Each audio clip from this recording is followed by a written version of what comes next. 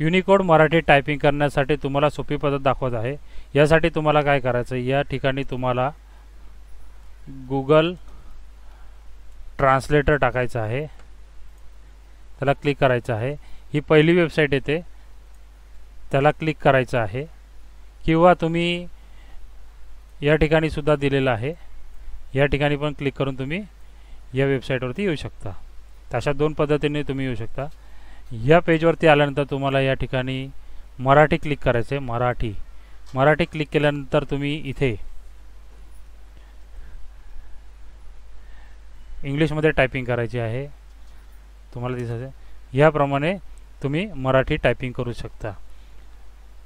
त्यानंतर हा टेक्स्ट तुम्हाला ज्या ठिकाणी टाईप करायचा आहे किंवा न्यायचा आहे त्या ठिकाणी तुम्ही कॉपी करून त्या ठिकाणी पेस्ट करू शकता। तर ही माहिती तुम्हाला समजली असेल, मी अशी अपेक्षा करतो। धन्यवाद।